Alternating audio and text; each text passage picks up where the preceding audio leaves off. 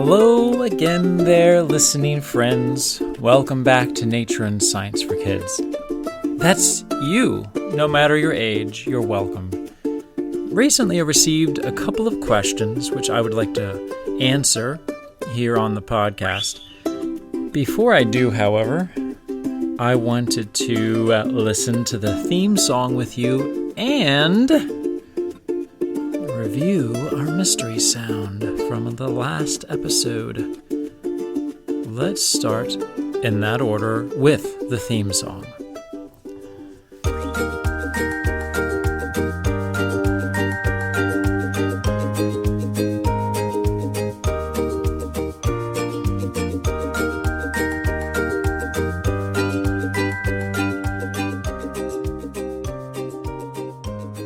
And now we'll review the mystery sound from the last episode. Here it is.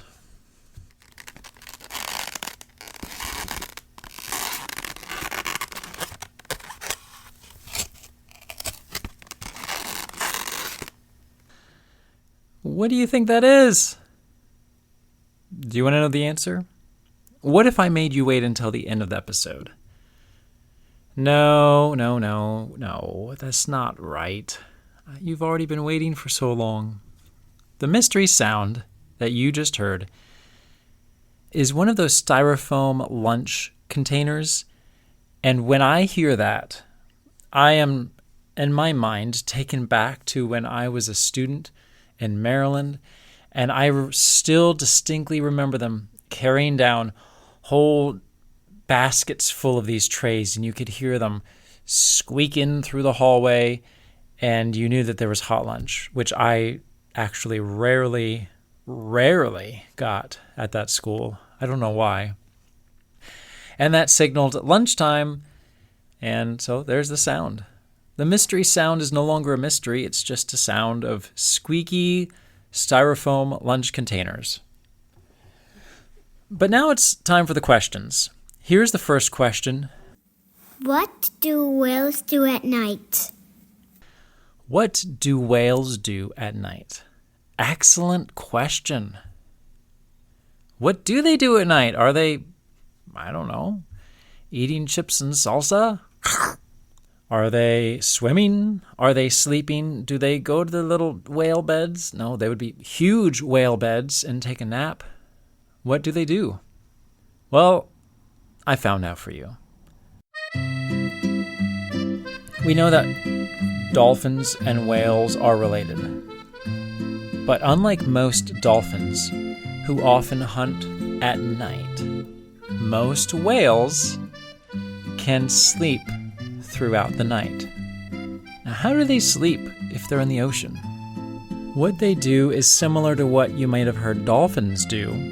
They have this ability to shut down half of their brain and shut one eye while they're sleeping, so they can close their eyes one at a time. Now, why would a whale only shut down half of its brain and one eye? Well, probably to look out for predators, potential predators, lurking in the darkness. But you know what? Sperm whales are a little different in how they sleep. They sleep straight up and straight down vertically. They don't necessarily do it at night. They can do it at different times, but they do rest in between huntings. And I think that's so cool. That's one thing I would love to be able to do, is go find those whales while they're sleeping vertically and go take some pictures. That would be so cool. But I don't know if that's going to actually happen. Nonetheless, it's neat. It looks like the sperm whales only sleep for about 7% of the time. Small beluga and gray whales sleep for 32% to 40%, 41% of their time. Humpback whales sleep up to 30 minutes at a time. There you go, Everest. I hope that answers your question decently well. And we have another one. Joy wants to know, how many legs does a centipede have?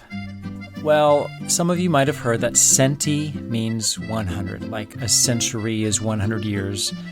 A centipede we could think of then as having 100 feet, because pede is related to word pedestrian. Centipedes, 100 legs, or 100 feet. Let's start at the beginning. Centipedes are long, thin arthropods with one pair of legs per body segment.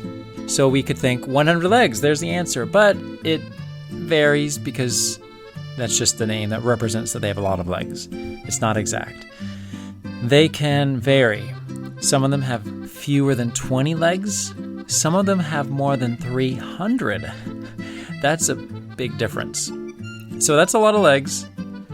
Interestingly, though, they always have an odd number of pairs of legs. They're always going to have an even number of total legs because they come in pairs, unless they lose 1 or 2 or 3. But as far as the actual numbers of pairs, it's always an odd number. Interesting. I didn't know that. So there you go, Joy. It depends on which one you find, anywhere from 20-ish to over 300. We're celebrating some birthdays. Happy birthday to Caleb, Luke, and Sojourn. I hope it's fantastic. You got to join the party. What are you going to do to celebrate? Woohoo, woohoo.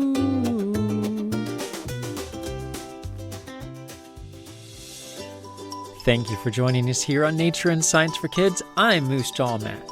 Until next time, keep exploring your world.